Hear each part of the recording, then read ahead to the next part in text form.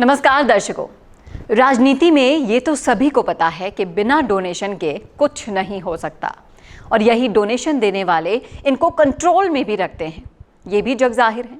लेकिन अगर ये डोनेशन सही उम्मीदवार को मिले ना तो हमारी राजनीति की सूरत ही बदल जाएगी।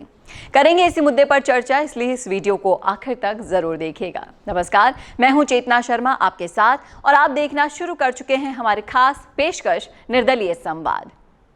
तो ये तो सभी को पता है कि आजकल की राजनीति और व्यापार के संबंध किसी भी लोकतंत्र के लिए कितने महत्वपूर्ण होते हैं। व्यापारिक समूह हो या फिर विशेष रूप से बड़े व्यापारी हो, कंपनियां हो, ये राजनीतिक पार्टियों के साथ गहरे संबंध रखती हैं क्योंकि उनका हित आम लोगों के हित और हानि से जुड़ा हुआ होता है।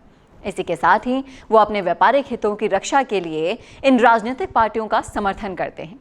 लेकिन क्या ये सच है कि वे निर्दलीय उम्मीदवारों की सत्ता को कभी भी पसंद नहीं करते हैं?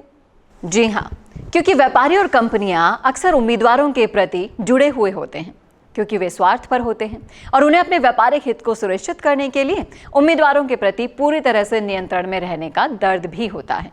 इसलिए उन्हें आमतौर पर निर्दलीय उम्मीदवारों की सत्ता बढ़ने की इच्छा ही नहीं होती है और वो उन्हें ये जो वित्तीय सहायता होती है वो भी देने से बचते हैं। पार्टियों के अध्यक्षों के माध्यम से पूरी पार्टी के सांसद और विधायकों का समर्थन प्राप्त करने का तरीका ज्यादा से ज्यादा संरचित और प्रभावी होता है। व्यापारिक समूह अक्सर इस माध्यम का प्रयोग करते हैं ताकि उनके हित को सरकारी नीतियों में समाहित किया जा सके और इसी माध्यम से उनका समर्थन लेने के लिए पार्टियों को कोई कठिनाई भी नहीं होती है क्योंकि ये उनके नेतृत्व में ही होता है और एक साथियों के समर्थन के साथ आता है। लेकिन निर्दलीय उम्मीदवारों के साथ ऐसा नहीं है, उनके साथ काम करना कुछ मुश्किल है। वे व्यक्तिगत रूप से हर उम्मीदवार से संवाद करते हैं, जनता के लिए, उनके हितों के लिए काम करते हैं। उन्हें बार बार ये समझाने की जरूरत होती है कि वो कैसे उनके हित के साथ मेल खाएंगे। इसके अलावा निर्दलीय सांसद और विधायकों की संख्या भी ज़्यादा हो सकती है, जिससे पार्टी के अध्यक्ष से प्रभावित करना भी ज़्यादा मुश्किल हो सकता है। तो इस परिस्थिति में निर्दलीय उम्मीदवारों को डोनेशन के प्रभाव से बचने के लिए बहुत ही विवेकपूर्ण और नैतिक दृष्टिकोण रखना बहुत ही जरूरी होता है क्योंकि उन्हें अपने मूल उद्देश्यों को समझना होता है और अपने काम में आगे बढ़ने होता है और व्यापारिक दबावों का शिकार वो नहीं हो सकते और ना ही उन्हें होने देना चाहिए। तो ये साफ हो गया है कि कंपनियां, बड़े व्यापारी और व्यापारिक समूह निर्दलीय उम्मीदवारों की सत्ता को बिल्कुल नहीं चाहते क्योंकि उनके हितों को संरक्षित रखना ही उनकी पहली प्रायोरिटी होती है।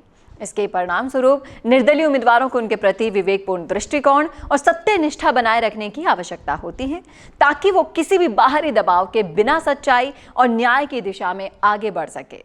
अब ये आपको तय करना है कि आप कौन सा ऐसा उम्मीदवार चुनते हैं जो पहले से ही कंट्रोल्ड हो या फिर जो आपके हितों, निर्दलीय उम्मीदवारों की तरह आपके हितों के लिए सोचे, जनता के हितों के लिए सोचे, जिस पर किसी तरह का कोई भी दबाव ना हो। क्योंकि चुनाव आने वाले हैं और हम उम्मीद करते हैं कि हमारे हर वीडियो आपके उस डिसीजन पर प्रभाव डालेगा जो आप लेने वाले हैं। कैसी लगी वीडियो कमेंट करके जरूर बताइएगा कमेंट बॉक्स में और इसी तरह के और वीडियोस के लिए देखना ना भूलें। राजस्थान संवाद, नमस्कार।